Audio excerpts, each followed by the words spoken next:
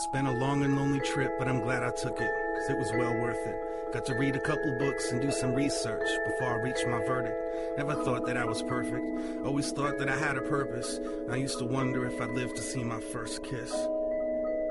The most difficult thing that I did was recite my own words at a service, realizing the person I was addressing probably wasn't looking down from heaven. Or cooking up something in Hell's Kitchen, trying to listen in or eavesdrop from some other dimension. It was self-serving, just like this is. Conveniently religious. On Easter Sunday and on Christmas, the television went from being a babysitter to a mistress.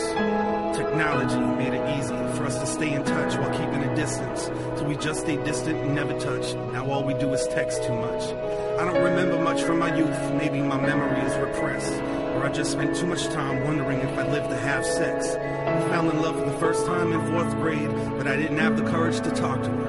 In 8th grade, I wrote the note and slipped it in somebody else's locker. Considered killing myself because of that. It was a big deal. It was a blown cover. It was over for me. My goose was cooked. Stick a fork in me. The jig is up. Blew my chances. The rest is history. Our future was torn asunder. It became abundantly clear I was only brought here to suffer. At least I didn't include my name. Thankfully, I wrote the whole note in code, and it had 10 layers of Scotch tape safety seal, making it impossible to open. Plus, it was set to self-destruct. Whoever read it probably died laughing.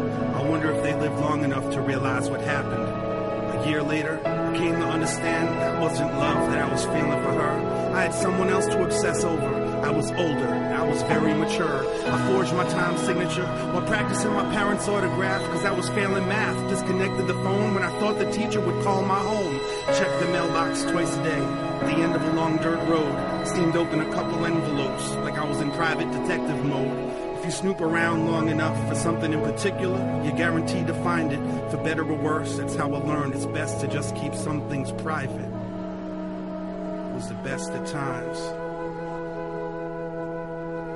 It was the end of times.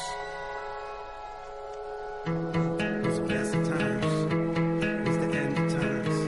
It was the best of times. It was the end of times. Best of times, the end of times. I was always on deck, I was next in line. An only child with a pen and pad, writing a list of things I could never have. Walls in my house were paper thin, every squabble seemed to get deafening. If my memory served me correctly, I made it a point to avoid and forget some things. Proudly to keep from being embarrassed, never meant to upset or give grief to my parents. Kept my secrets, hidden my talents in my head, never run to the mattress.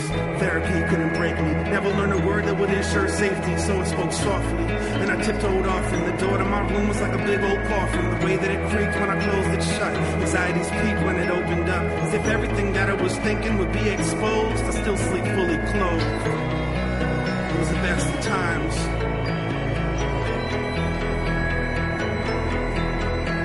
It was beautiful, it was brutal, it was cruel, it was business as usual, heaven, it was hell.